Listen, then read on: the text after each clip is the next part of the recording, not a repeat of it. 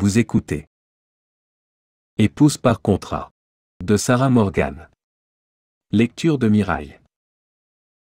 N'hésitez pas à faire vos retours en commentaire et de liker et partager la vidéo si elle vous plaise. Bonne écoute. Chapitre 4. Alésia se recroquevilla sur le siège en cuir de la limousine pour tenter de contrôler le léger tremblement qui agitait encore son corps.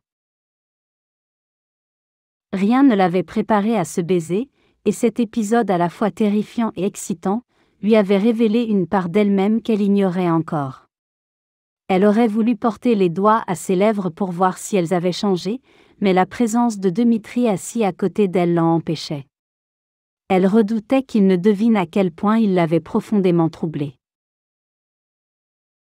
Elle avait déjà embrassé des hommes, mais sans jamais rien ressentir, rien en tout cas qui ressemblât à ça. Elle soupira en fermant les yeux. Pourquoi fallait-il que, par une cruelle ironie de la vie, cette découverte ait eu lieu dans les bras de l'être qu'elle méprisait le plus au monde ? Tu peux ouvrir les yeux, maintenant, déclara Dmitri d'une voix lasse. Inutile de jouer la comédie, il n'y a plus que toi et moi. Elle obéit, les pensées toujours occupées par cette contradiction qui la déchirait. Cet homme qu'elle détestait, elle n'avait pas fait un geste pour le repousser. Où allons-nous ? S'enquit-elle d'une voix rauque. Dans un lieu moins exposé Pétimou. Nous allons continuer à honorer notre contrat dans l'intimité.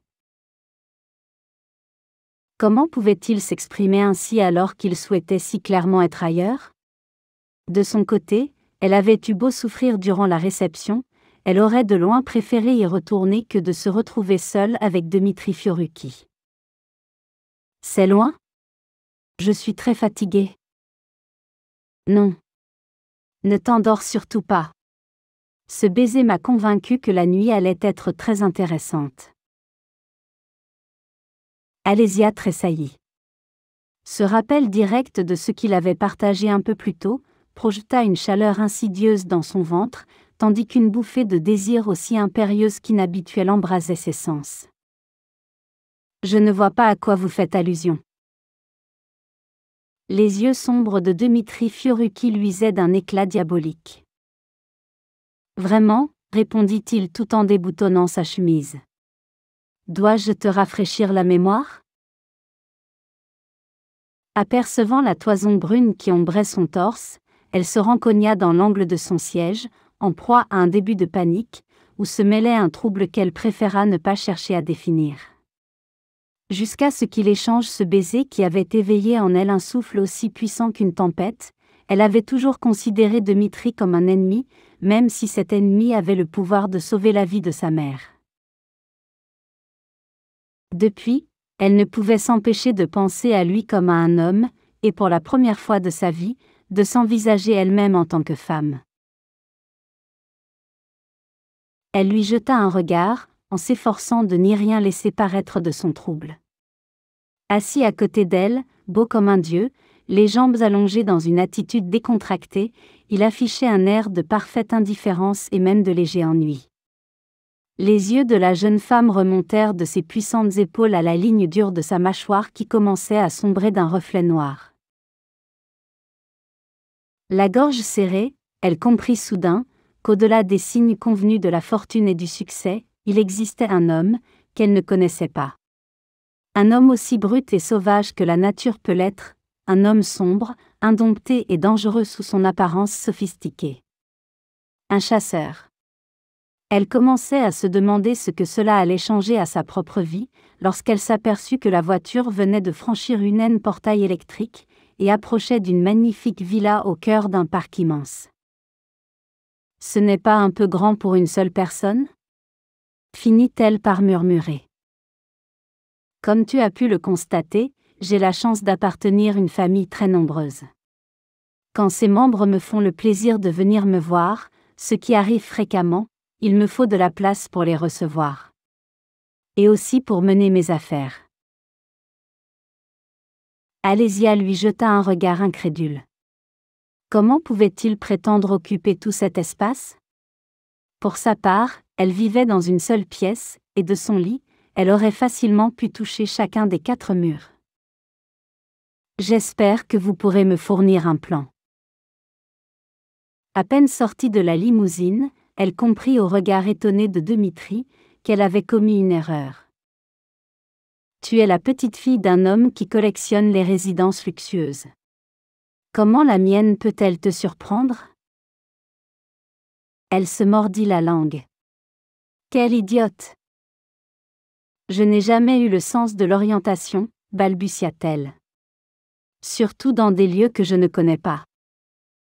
Aujourd'hui, il te suffira de te cantonner à une seule pièce, dit-il froidement en lui prenant le bras pour lui faire franchir la porte d'entrée. La chambre à coucher. Elle rougit jusqu'à la racine de ses cheveux blonds, et se figea sur le seuil. Il la souleva alors dans ses bras avant de traverser un vaste hall de marbre et de s'engager dans un escalier monumental. Je préférerais marcher.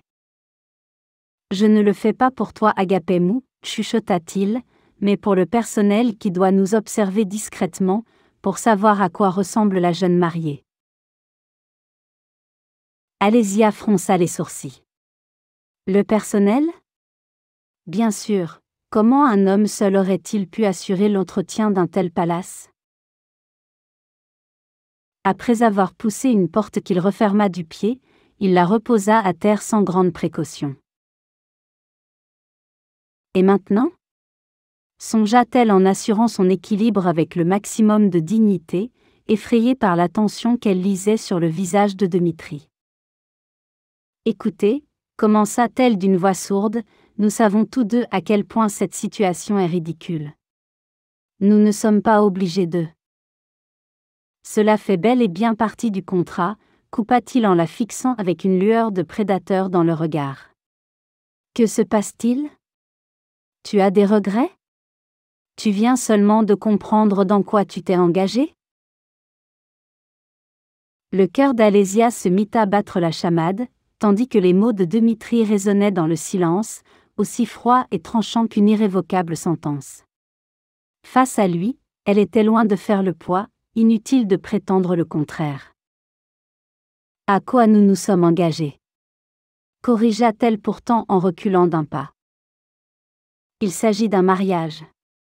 Rappela-t-il doucement, tout en déboutonnant sa chemise avec une lenteur délibérée qui mit à vif les nerfs de la jeune femme. Un mariage que nous allons immédiatement consommer, Madame Fiorucchi. Sa gorge se serra. Madame Fiorucchi. Cet homme est mon mari. Mon mari ? Oh mon Dieu !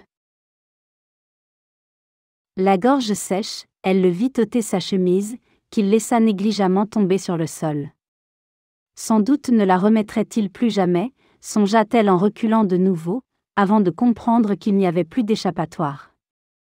Elle était dos au mur, littéralement.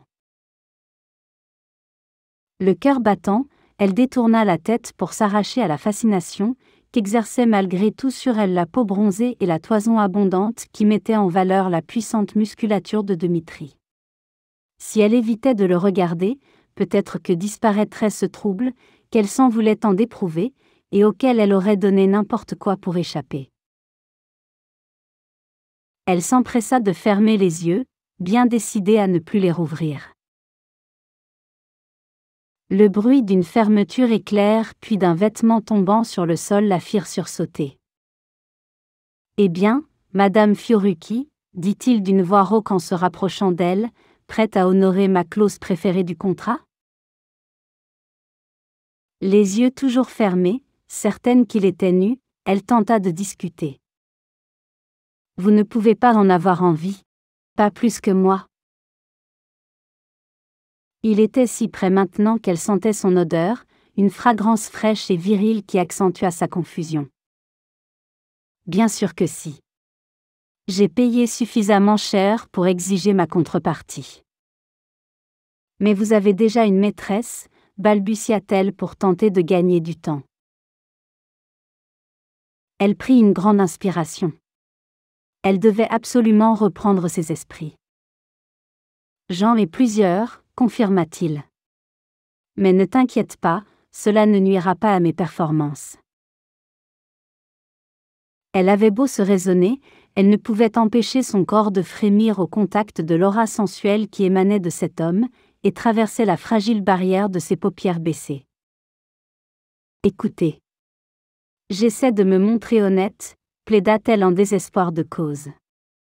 Rien ne nous force à faire quoi que ce soit. Je ne verrai aucun inconvénient à ce que vous continuiez à fréquenter vos maîtresses.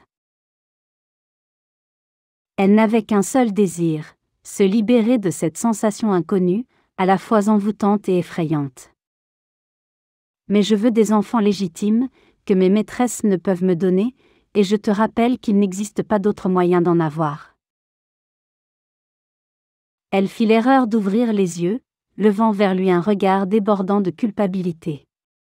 Immédiatement, elle se sentit prise au piège de ces yeux noirs auxquels aucune femme n'aurait été capable de résister. Elle avait beau tenter de se rappeler pourquoi elle ne devait pas coucher avec lui, elle ne voyait que ses prunelles sombres, ombrées de longs cils, et cette mâchoire couverte d'une barbe déjà naissante. « Ne t'inquiète pas, poursuivit-il. Le baiser que nous avons échangé a suffi à nous prouver à tous deux que nos corps étaient sur la même longueur d'onde. » La même longueur d'onde ? Bredouilla-t-elle, incapable de contrôler l'emballement de ses sens et la confusion qui régnait dans son esprit. Exactement, dit-il en la prenant par la taille. Et tu le sais aussi bien que moi. Alésia essaya de comprendre ce qu'il entendait par là, mais la main de Dmitri descendait déjà le long de son dos, et dégrafait sa robe. Elle poussa un soupir, en la voyant tomber sur le sol. Désormais, elle ne portait plus qu'un simple slip de soie. Horriblement gênée, elle voulut lever les bras pour couvrir ses seins nus, mais avant qu'elle ait esquissé un geste, il lui avait saisi les mains. Inutile de chercher à dissimuler tes atouts, chuchota-t-il en la soulevant pour l'emporter jusqu'au lit. Quels que soient tes défauts, on ne peut nier que tu es un corps parfait. Il s'allongea à côté d'elle, et avec une lenteur calculée, l'effleura de ses doigts fins, tout en l'observant d'un œil expert. Je dois l'avouer une chose, Pétimou. J'étais prêt à refuser le marché. Et puis je t'ai vu. Vous étiez prêt à refuser ? Demanda-t-elle d'une voix raffermie par l'étonnement. Exactement, répondit-il sur un ton amusé. Nos familles respectives s'attendent à nous voir faire des enfants, ce qui suppose une certaine implication de ma part. Si tu ne m'avais pas plu, jamais je n'aurais accepté ce mariage. Contrairement à la rumeur, je ne couche pas avec n'importe qui. Le cœur battant, elle leva les yeux vers lui et sentit ses dernières résistances fondre sous son regard brûlant. Je vous plais vraiment ? Vraiment. Depuis toujours, elle s'était efforcée d'éviter toute ambiguïté dans ses relations avec l'autre sexe. Mais là, le moment était venu, elle le sentait, elle le savait, et pas seulement parce qu'elle était à la merci d'un homme plus fort qu'elle. C'était autre chose, une évidence indéfinissable. Pour la première fois de sa vie, elle contemplait un homme nu, et en l'occurrence dans toute la force de son désir. En proie à une angoisse incontrôlable, elle ferma les yeux et gémit faiblement en sentant les lèvres de Dmitri effleurer sa joue.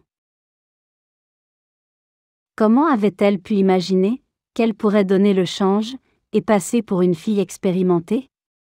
Elle n'avait en vérité pas la moindre idée de ce qui allait lui arriver, et se sentait comme une petite fille désemparée. En désespoir de cause, elle tenta une dernière parade. « Vous me méprisez trop pour avoir envie de moi », murmura-t-elle en détournant la tête. Au lieu de lui répondre, Dmitri se plaqua contre elle et posa ses lèvres sur les siennes. Elle sentit son corps s'embraser, et ne put retenir un gémissement d'excitation. Elle comprit instinctivement qu'elle pouvait s'en remettre entièrement à lui. Avec toute son expérience, il saurait lui montrer la voie. Ce fut sa dernière pensée avant qu'elle s'abandonne au plaisir, tout à la sensation de cette langue qui glissait autour de la sienne, perdue au creux de caresses vagabondes, qui déclenchait dans son corps frémissant des ondes de volupté. Au moment où elle perdait définitivement le contrôle d'elle-même, la bouche de Dmitri s'écarta de la sienne pour s'attarder sur son cou, sur sa gorge et enfin sur sa poitrine. Lorsqu'il lécha du bout de la langue la pointe d'un de ses seins, la jeune femme ne put retenir le cri que lui arracha l'intensité sauvage de cette sensation. Elle plaqua violemment son ventre contre celui de son mari, dans son désir désespéré d'éteindre le feu qui l'embrasait. « Tu as des seins splendides » murmura-t-il. « Je les ai remarqués dès que je t'ai vu. »« Dmitri » murmura-t-elle dans un sanglot désespéré. Il lui jeta un regard triomphant. « Il y a autre chose qui me plaît beaucoup chez toi, » chuchota-t-il, sans cesser de parcourir de ses doigts son corps vibrant d'excitation. « Contrairement à ton apparence très BCBG, tu es incroyablement sensuelle. Comment ai-je pu m'imaginer que tu étais froide comme une Anglaise ?» Alésia ne put répondre car, tout en prononçant ces mots, il lui avait doucement écarté les cuisses pour se concentrer sur une autre partie de son corps. Malgré le bouleversement qu'elle ressentit, en se voyant ainsi livrée pour la première fois au regard d'un homme dans son intimité la plus secrète, elle frémit d'excitation, tout en poussant un faible gémissement de protestation. Sans en tenir compte, il s'employa, de ses lèvres et de sa langue, à l'amener aux confins d'une volupté dont elle n'avait jamais soupçonné l'existence. « Dmitri » supplia-t-elle submergée par le plaisir, les doigts crispés sur le drap. D'un mouvement très fluide, il se glissa au-dessus d'elle, et la fixa avec une satisfaction non dissimulée. Sensuelle. Définitivement sensuelle. Répéta-t-il en lui saisissant le poignet pour l'empêcher de rabattre le drap sur elle. Sous le regard ardent de Dmitri, elle sentit son propre désir se raviver. Il introduisit une de ses jambes entre ses cuisses, provoquant en elle une décharge électrique qui s'étendit rapidement à tout son corps. « Que se passe-t-il » railla-t-il gentiment, les yeux brillants d'excitation. « Si tu cherches à obtenir de moi autre chose que de l'argent, il faut me le dire agapé-mou. » De tout le poids de son corps puissant, il se laissa aller sur elle. Au contact de son érection, elle ouvrit les jambes dans un mouvement d'invite involontaire, mais il s'écarta en la toisant d'un air moqueur. « Abandonne cette pudeur britannique et dis-moi ce que tu veux, » ordonna-t-il. Elle leva les yeux vers lui, tout entière sous son emprise, le cœur battant, le corps consumé d'un désir qu'il lui fallait à tout prix satisfaire. « Toi, souffla-t-elle, je te veux toi. Je t'en supplie. » Avec un grognement de malsatisfaction, Dmitri passa un bras sous ses fesses pour la soulever et se glissa en elle sans plus chercher à contrôler son élan. Leurs yeux se croisèrent au moment même où, dans son désarroi, Alésia poussait un faible cri de douloureuse surprise. Elle vit passer une lueur de doute dans le regard de son amant. Il ne fallait pas qu'il sache. Elle s'empressa de transformer sa grimace de douleur en masque de plaisir, un plaisir qu'elle n'avait pas à feindre tant il l'irradiait, un plaisir qui bientôt engloutit sa brève souffrance, et la conduisit à onduler des reins au rythme de l'homme qui était désormais son mari. Les yeux toujours plongés dans les siens, elle se sentait partir toujours plus loin, avec la vague conscience que les convulsions de son corps lui signifiaient qu'elle allait atteindre un point de non-retour. Elle sentit alors la bouche de Dmitri contre la sienne, et traversée par de nouvelles sensations, elle se rendit compte qu'il s'enfonçait désormais en elle très doucement, avec une tendresse inattendue, qui ajoutait encore à l'érotisme brûlant de l'expérience. Elle s'agrippa à ses épaules et à son dos musclé, qui dégageait une telle impression de force et de puissance qu'elle en fut plus troublée encore. Sans quitter ses lèvres, il la souleva d'un bras pour changer de position, ce qui déclencha dans tout le corps de la jeune femme des ondes renouvelées de volupté. Alésia s'entendit à peine crier le prénom de son mari. Elle sentit qu'il s'était enfoncé plus avant encore, sur un rythme régulier qui la conduisait inexorablement à l'orgasme. Soulevée par des vagues de plaisir inouï, elle poussa un gémissement incrédule, le corps convulsé dans une extase infinie. Elle entendit Dmitri murmurer quelques mots en grec. Puis, avec un grognement sourd, il l'empoigna par les hanches avant de s'enfuir en elle, comme s'il craignait qu'elle ne cherche à échapper à la tempête qui les submergeait. Au moment où il atteignit à son tour l'orgasme, elle sentit tous ses muscles se bander dans une contraction suprême, ses doigts s'enfoncer dans ses cheveux, et le sperme s'écouler en elle comme un signe tangible de la pulsion vitale qui les animait. Nouée à Dmitri dans ce tourbillon fusionnel, elle percevait la chaleur ardente de sa peau et la virilité qui émanait de son corps. Jamais elle ne s'était sentie si proche d'aucun être. Jamais elle n'aurait pu imaginer que cela fût possible. Pendant un long moment, elle demeura ainsi, comme foudroyée par ce qui venait de lui arriver. Et dire qu'une heure plus tôt, elle le détestait. Que s'était-il passé? Alésia essaya de démêler l'écheveau complexe de ses émotions. Après avoir partagé avec lui une telle intimité, elle ne se sentait plus capable de le haïr. Réciproquement, il lui semblait impossible que Dmitri ait pu lui prodiguer tant de plaisir s'il la méprisait. La culpabilité l'envahit à l'idée qu'elle allait devoir continuer à lui mentir. En serait-elle seulement capable? Après ce qu'il venait de partager, elle avait besoin d'être honnête. Elle se sentit soudain gênée et intimidée. Pourquoi se contentait-il de regarder le plafond sans rien dire? Elle ne voulait pas être la première à parler mais ressentait le besoin de mettre des mots sur ce qui venait de se passer, d'échanger ses impressions avec lui. Ils avaient été si proches que tout avait changé entre eux, il devait certainement l'avoir ressenti lui aussi. Il se tourna vers elle, comme s'il avait entendu sa demande. En définitive, déclara-t-il froidement, j'ai l'impression que j'en aurai pour mon argent. Puis, sans lui accorder un autre regard, il sortit du lit avec la souplesse d'un fauve, et se dirigea vers la salle de bain, dont il claqua la porte, la laissant complètement abasourdie et désemparée. Debout sous la douche, Dmitri s'efforçait de récupérer de l'expérience qu'il venait de vivre, de loin la plus troublante de toute sa vie. Si troublante qu'il mourait d'envie de la prolonger.